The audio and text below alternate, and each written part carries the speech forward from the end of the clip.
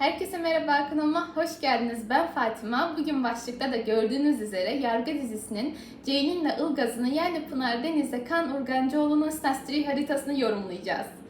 İnanılmaz heyecanlıyım çünkü gerçekten beklediğimin çok üstünde enteresan bir harita ortaya çıktı. Hani diziyi izlerken zaten aralarındaki kimyayı, yani ne bileyim bu enerjiyi siz de alıyorsunuzdur bence. Çünkü gerçekten aralarında böyle enteresan, gerçek anlamda böyle enteresan bir enerji var. Ve bunu merak ediyordum. Snatch'lerine baktığımda yani nasıl diyeyim hiç sıfır abartmıyorum. Enteresan açılarla dolu bir Snatch'leri var. Ama Snatch haritaya geçmeden önce hem Pınar Deniz'in hem de Kaan Urgancıoğlu'nun natal haritalarını yorumlamak istiyorum. Çünkü hem karakteristik özellikleri nasıl, hem nasıl o kariyer yolları kesişti vesaire hepsini birlikte görmek için önce Pınar Deniz'in natal haritası gelsin. Pınar Deniz gördüğünüz gibi güneşi akrep, yükseleni aslan, Ay ise yengeç bir kadın. Hatta kendisi yükseleni bir programda söylemişti ve bana çok yardımcı oldu gerçekten. Evet, şöyle söyleyelim. Şunları şöyle harmanlarsak, yükselen aslan nasıl bir karakterdir? Tam böyle bir sahne insanı. Sahnede kendini gösteren, en çok oyunculuk yeteneğini, şarkıcılık yeteneğini kendinde barındıran yükselen veya burç aslandır. Çünkü 5. ev yöneticisi olduğu için yetenekler kendinin doğalından gelir. Yani doğaçlama yapabilen, çok iyi oyunculuk kabiliyeti olan, aynı zamanda kendisini göstermekten, sahnede olmaktan, dikkat çekmekten korkmayan, hatta bir yere gidiyorsa en dikkat çekici olmak isteyenler de aslanlardır genelde zaten. Bunun dışında akrep etkisi, yani güneşin akrep olması ona böyle gizemli, ne zaman ne yapacağı belli olmayan bir hava da katıyor aynı zamanda. Hatta böyle Ilgaz'ın Ceylin için söylediği bir laf vardı, tekinsizsin gibi, buraya koyarım. Nasıl biri gibi görünüyorum? Tekinsiz. Oo, hoşuma gitti. Gerçekten tam olarak da aslında Pınar'ın kendisinin böyle bir aurası olduğunu fark ettim. Evet, baktığımızda Ay da Yengeç burcunda. Ay Yengeç böyle duygusal, anaç, korumacı, işte sevdiklerini aşırı seven, ailesine düşkün, aynı zamanda böyle nasıl diyeyim sulu göz diyorlar ya Ay Yengeçler için, onu söyleyebiliriz gerçekten. Hani sulu göz, böyle oturur hüngür şakır ağlar, yani bir şey olduğu zaman Ay Yengeçler biraz öyledir ve gün içinde de belli bir zaman kendisine böyle yalnız kalması lazım, kendisi bir izole olması lazım. Ay yengeçlerin böyle bir ihtiyaçları da olur aynı zamanda. Yükselen yöneticisi Güneş 3. evde Merkür'le kavuşuyor. 3. ev zaten Merkür'ün doğal evi, İkizler Burcu'nun evi ve Akrep Burcu'nda kavuşum yapması, kendisinin inanılmaz bir stratejik zekası var. Çok iyi bir hafızası var. Ayrıca fil hafızası. Bir daha olan bir olayı bir daha unutmayacak bir insan kendisi. Bu ona senaryoları ezberlerken çok yardımcı oluyordur. Bunun dışında bu unutmamak bir noktada ikinciliğe getirip çıkarabilir. Aynı zamanda stratejik zeka dediğim gibi ve bunun Güneş'le kavuşum yapması ve aynı zamanda Merkür'ün burada Başak Burcu 2. evin yöneticisi olması bu stratejik zekasını para kazanmak için çok iyi kullanmış demek. Aynı zamanda Güneş'le kavuşması İletişim kabiliyetini kullanarak sahnede para kazanıyorum demek. Yani aslında bir bakıma oyunculuğunu açıklamış burada arkadaşlar. Oyunculuktan para kazandığını, tiyatrodan para kazanabildiğini burada açıklamış. Çünkü para kazanma yöntemi ne? İletişim kurarak. Ve nasıl? Güneşle kavuşum yaptığı için sahnede. Aynı zamanda bu yetenek ona babasından geçmiş muhtemelen. Çünkü güneş baba demek astrolojide. Bu yetenek ne? Çok iyi bir iletişim kabiliyeti var, çok güzel bir stratejik zekası var. Ne zaman ne yapacağını ve kararlı olduğu için istediği hedefe nasıl gideceğini çok iyi biliyor. Bunu Akrep Burcu gibi strateji yaparak, sakince ilerleyerek yapıyor. Bu yetenek ona babasından geçmiş, çok güzel bir iletişim kabiliyeti var ve bunu sergiliyor. Güneş ne yapıyor? Onu sahneye çıkarıyor, sergiliyor. Bunun dışında 3. ev aynı zamanda Merkür-Jüpiter kavuşması var burada ve Terazi Burcu'nda. Bunu şöyle söyleyelim. Venüs Terazi Burcu'nda zaten o gördüğümüz o güzel estetik ince bir yüz hatları var, farkındaysanız. Çok ince yüz hatları var. Sanki böyle kalemle çizilmiş gibi kırılgan, bu Venüs Terazi'nin verdiği etki. Estetik bir görüntü, estetik bir güzellik. Aynı zamanda Venüs Spica yıldızıyla kavuşum halinde. Bu Spica yıldızı onu daha da böyle harmanlıyor, daha da güzelleştiriyor. Daha da böyle ışıltı veriyor aslında güzelliğine. Gerçekten de bunu hissediyorlar ekranda, inanılmaz güzel bir kadın. Venüs-Jüpiter kavuşması ise ona hem arkadaş çevresinde çok uyumlu bir insan, iletişime geçebilir, herkesi böyle ikna edebilir, çok güzel bir ikna kabiliyeti de verir aynı zamanda. Evet, aynı zamanda Pınar'da şöyle enteresan bir açı görüyorum ve bence oyunculuk yeteneğinde çok büyük bir önemi olan bir açı. O yüzden bahsetmek istiyorum. Dördüncü evini Akrep kesiyor gördüğünüz gibi ve orada Mars-Plüto kavuşması var ve Akrep burcunda bir Mars-Plüto kavuşması var. Bu ne demek arkadaşlar? Bu aslında kendi evinde, kendi ailesinin içinde, kendi çocukluğunda çok böyle gergin bir enerji var ve o küçükken bunu atmaya çalışmış aslında. Bir şekilde kendisi programda anlattığı böyle enteresan şeyler de vardı zaten. Mesela kardeşinin çamaşır makinesine falan atıyor. Aslında riskli şeyler bu arada. Yani gerçekten gülüyoruz ama inanılmaz riskli şeyler. Bu kavuşumun etkisiyle olabilecek şeyler. Çünkü böyle kendi içinde böyle bir negatif bir enerji var ve bunu bir şekilde atmaya çalışmış. Bunu araştırdığımda birkaç çok iyi oyuncuda da gördüm. Hatta bunlardan biri Kevin Spacey. Hatta kendisi röportajında söylüyor. Bu açının farkında bu arada ve şöyle bir şey söylüyor. Ben 9-10 yaşlarına kadar çok enteresan, çok gergin bir çocukluk yaşadım ve bir şekilde artık hani kibritle falan oynuyormuş. İşte riskli şeylerle meşgulmüş ve ailesi artık bir şekilde askerilik okuluna falan vermiş. En sonunda kendisinin tiyatroya çıktıktan sonra ne kadar rahatladığını, ne kadar kendisini sahnede var olabildiğini, o enerjiyi oraya yansıtarak aslında huzurlu hissettiğini anladım ben. Ve aslında Pınar'da da aynı durum var. Ne kadar ki o sahnede, ne kadar aslında o ağır rolleri canlandırırken kendi üstündeki, o içindeki enerjiyi sanki atıyor ve bu ona inanılmaz iyi geliyor ve aynı zamanda da tabii ki büyük bir yetenek veriyor. Yani Plüton'la Mars kavuşumu inanılmaz güçlü bir enerji. Bu onun oyunculuk yeteneğini iyice bir yükseltiyor yani. Ve Pınar'ın haritasına baktığım zaman direkt ilgimi çeken açılardan, daha doğrusu göstergelerden biri de birinci evinde Kiron olması arkadaşlar. Kiron birinci evde nasıl bir etki verir? Şöyle, Kiron genel olarak nedir? Bunu şöyle açıklayayım. Kiron bizim doğduğumuzda bizimle beraber gelen böyle bir yara. Aslında bizim şifacı özelliği de verir bize. Çünkü yaralı bir şifacını anlatır Kiron. Aynı zamanda 2 rakamını temsil ettiği için çoğu zaman bize bıraktığı yarayı biz hayatımızın 2 yıllık döneminde daha keskin hissederiz. Ve bununla ilgili olarak Kiron'un birinci evde olması bir doğum lekesi verir veya bizim böyle bir aynalarla birinci evde olunca aynalarla bir sorun veriyor. Sanki bu insan kendini beğenmiyor, aynalardan kaçabilir, kendisiyle ilgili böyle bir noktaya takılır, böyle kendi bedeninde bir kusur bulur ve ona takılır, onu beğenmez, kendisini kötüler. Yani kendi içinde bununla ilgili bir sorun verir. Ve ben neye aslında şaşırdım çok? Kendisi Pınar programda bunu söylüyor. Ergenlik dönemiydi sanırsam. Buraya koyacağım. O dönemde yani bildiğiniz aynalardan kaçtığını kendisi söylüyor. Deyken kendimi çok çirkin olduğumu düşünüp aynaya bakamıyordum. Ben inanılmaz şaşırdım. Aslında Pınar'da şuna çok şaşırdım. Kendisi akrep etkili olduğu için aslında haritasına bilmiyorum baktım ama bakmasa bile bunu sanki hissediyor. Yani mesela 4. evinde Mars Plüto kavuşumu var ve ben aslında hepimiz ailemizde dönüşmüyor muyuz demişti. Hani programda bunu demişti. Gerçekten Plüton aile içinde dönüşümleri anlatır. Aile içinde kayıpları anlatır ve yaşadığı enerjiyle sanki böyle köklerinden tamamen başka bir değişime uğrar. Yani tamamen kökleri değişir sanki. Böyle bir etki verir Mars-Plüto kavuşumu özellikle 4. evde.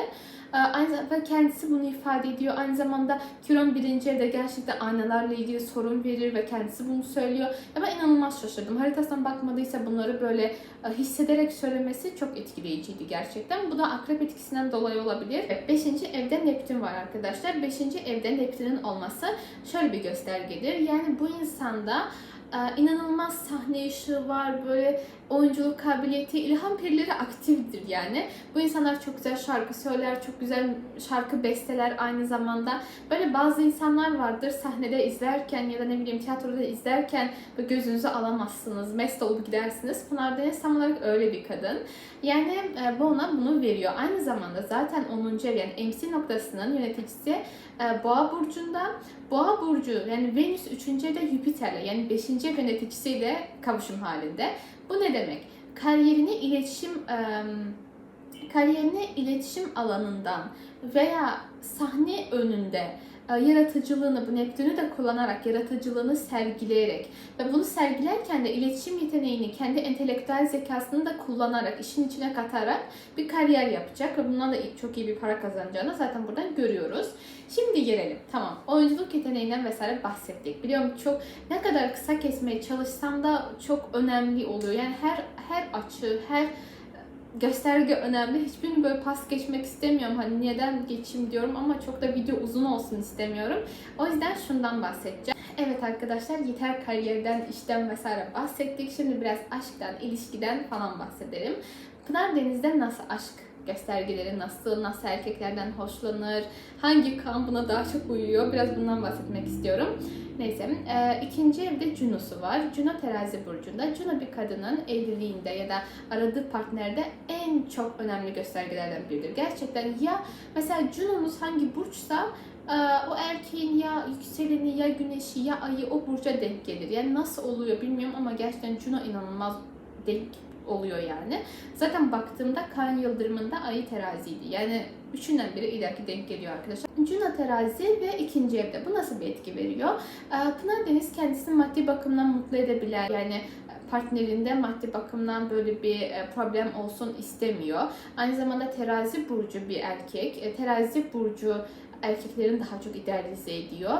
Bu ne demek? Yanında hep yakışıklı görürsünüz. Yani hiçbir zaman ah ya kıza bak ne güzel, erkeğe bak bu ne denmez. Yani Pınar Deniz'in yanında hep böyle boyu posu iyi, şöyle akıllı, yani kibar, aynı zamanda kibar, nezaketli, işte uyumlu birini görürsünüz. Bunun dışında 7. evi Kova. Kova nasıl erkekler ister? 7. evi Kova, bu ne demek? Daha çok yani böyle özgür düşünceli, böyle çok böyle kuralları olmayan, kurallara aynı zamanda çok uymayı sevmeyen, aynı zamanda 7. evde Satürn'ün burada olmasıyla beraber kendisinden yaşça büyük. En az 5-6 yaş arkadaşlar. 7. evinizde Satürn varsa, 7. ev yöneticisi Satürn ise kendinizden en az 5-6 yaş büyük. Hatta bu 10 yaşa kadar da gidebilir. Daha çok bile gidebilir. Yani kendisinden büyük, olgun, daha böyle olgun düşünceleri olan erkeklerden hoşlanır. Ama burada uymayan bir şey var. Mesela burada Satürn etkisi, buradaysa terazi etkisi. Yani Juno'nun terazide olması ve 7. evde Satürn'ün olması aslında hep hem olgun hem işte görüntü olarak yakışıklı ama aynı zamanda terazi burcu erkeklerinde zaten fark ettiyseniz böyle bir flörtözlük de zaten söz konusu. Öyle erkeklere çekilir. 5. evinde Neptün olması, Neptün'ün Uranüs'te yani 7. ev yöneticisiyle kavuşması zaten hem aşk evliliği verir ama aynı zamanda aynı aşk evliliğinden veya aynı uzun yıllık ilişkiden bir aldatma veya böyle bir hayal kırıklığı da verebilir. Yani böyle bir etkisi de var bu arada. Bunun dışında neden bahsetmedik? Bence genel olarak Pınar Deniz'in haritasından bahsettik. Güzel. Şimdi geçelim Kaan Urgancıoğlu'na. Ben aslında Kaan'ın yükselenini çok araştırdım ve yükselen akrep olduğunu düşünüyordum. Ama daha sonrasında fanlarından yükselen terazi burcu olduğunu öğrendim. Ve aslında haritasına baktığım zaman neden böyle düşündüğümü, daha doğrusu neden akrep etkisini bu kadar yoğun hissettiğimi daha net anladım. Çünkü direkt birinci eve baktığımız zaman Plüto orada. Ve Ascendant'la kavuşum halinde. Tam olarak kavuşmamış olabilir bu arada. Dakika olarak bilmediğim için. Birinci evinde Plüto var ve Juno ile kavuşum halinde. Bu ne demek arkadaşlar? Plüton etkisi. Aynı zamanda 8. evinde bir stelyum var. Yani akrebin doğal evinde bir stelyumu var ve bu stelyum boğa burcunda gerçekleşmiş. Şimdi size bunu biraz açacağım. Bu şöyle arkadaşlar. Birinci evdeki Plüto çok güzel bir yöneticilik kabiliyeti, çok böyle bir patron yeteneği verir. Yani çok güzel, büyük grupları çok güzel yönetir, hızlı karar verir. Böyle ne zaman ne yapacağını çok net bilir, kararlıdır. Aynı zamanda Plüton'un getirdiği böyle bir gergin enerji var. Mesela kendisinden böyle bir gergin enerji alınabilir. Konuştuğu zaman dikkati üzerinde toplayabilir. Yani herkes böyle gözünü dört kendisine bakabilir. Plüton'un getirdiği enerjiyle birlikte aslında birinci evdeki Plüto hayatı boyunca çok büyük dönüşümlerin göstergesi. Çok büyük dönüm noktaları olmuştur. Çok tamamen farklı bir noktadan farklı bir noktaya hayatta evrilmiş olabilir. Aynı zamanda Plüton'un getirdiği böyle bir yöneticilik kabiliyeti var. Hızlı kararlar alabilen, kararlı ne istediğini bilen, insanları hızlı etkisi altına alabilen, aynı zamanda manipüle etmeyi çok güzel başaran, hani kendi istediği bir şeyi başkasına sanki o istemiş gibi yaptırabilen bir yetenek de verir aynı zamanda. 8. ev etkisi ise daha böyle gizemli, ne zaman ne yapacağı belli olmayan, daha böyle çok güzel dedektif yetenekleri veren, araştırmacı. Aslında dediğim gibi hem Ceylin yani hem Pınar'da hem de gerçek isimlerini karıştırmıyor. Hem Pınar'da hem Kaan'da böyle bir tam olarak aslında isteseler savcı, hakim her onlar çıkarmış yani. Çünkü akrep etkisi 8. ev araştırmacı, dedektifçi, derine konunun yani tuttuğunu kopartan, işte başladığı işi yarım bırakmayan bir karakter veriyor. İkisi de aslında tam olarak hani bir davayı çok güzel sonuçlandırabilirler. Ve Ay Aslan'da. Ay Aslan'da nasıldır? Ay Aslan'da yine dediğim gibi kendisini böyle tam olarak kral gibi hissetmek isteyen, takdir edilmekten hoşlanan, pohpohlanmayı seven, aynı zamanda dediğim gibi hoş sözler duymayı seven, özgüvenli, kendisini göstermekten çekinmeyen, tam bir aslan burcu gibi duygularını yansıtmaktan çekinmeyen bir karakter oluyor. Aynı zamanda ani, inişli çıkışlı bir karakter oluyor.